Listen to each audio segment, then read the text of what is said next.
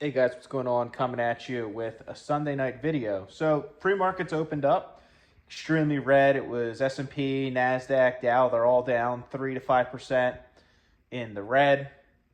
So that puts the S&P around 4,800, which is insane. The turn of events looks like tomorrow is going to be a red day.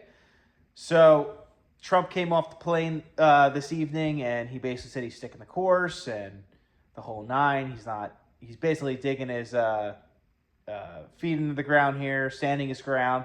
I personally don't think he's going to U-turn. Definitely not tomorrow. I could see a lot of red in the market tomorrow, and I don't think there's going to be very little buying pressure.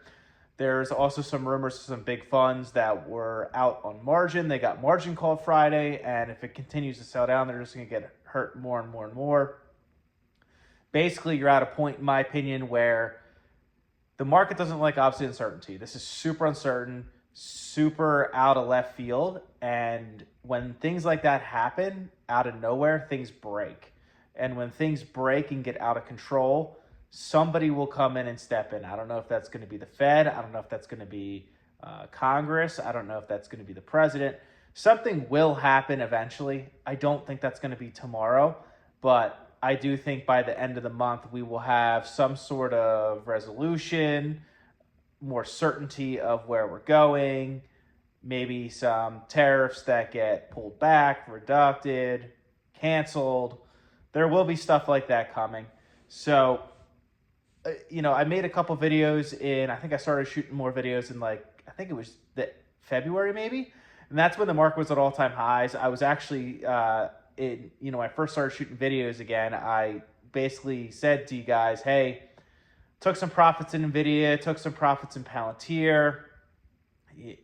Things were just running like crazy. They were both a little frothy. There's not much bad news in the market after the election and when he got inaugurated, and everyone thought it was just up from here. And, usually when you see all those signs, you're kind of in a frothy market, and that's when you should start taking profits. So, like I said in my previous videos, I cashed up all the way to 35%. I am now down to 17% cash.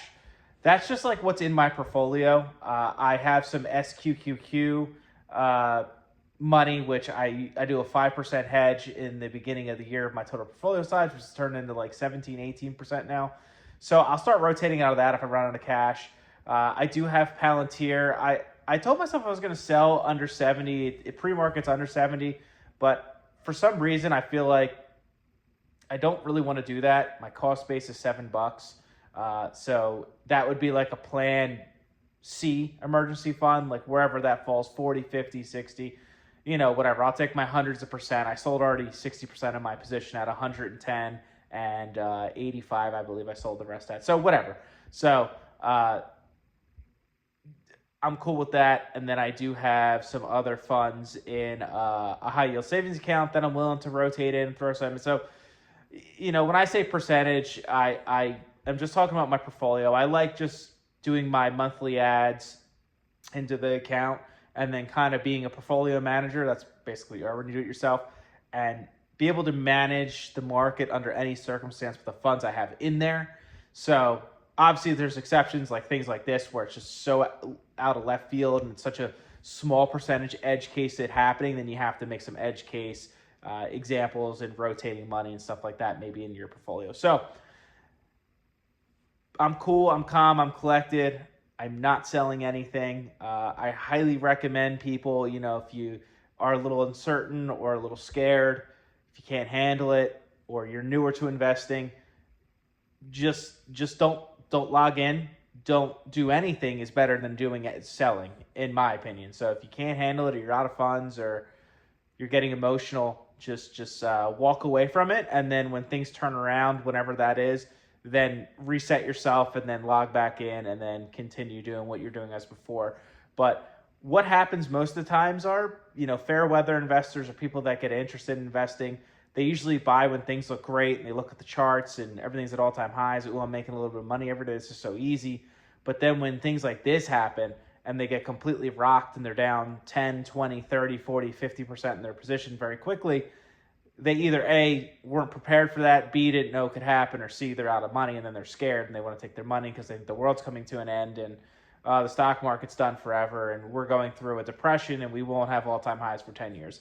And even if that does, like, that is not my base case at all by any means, but just say like the market was down for years. Like, it's happened before. It's happened in '08. It's happened around 2000. That's assuming you bought at the tippy top. You didn't dollar cost average and you stopped buying. So when people say that stuff, it's kind of silly.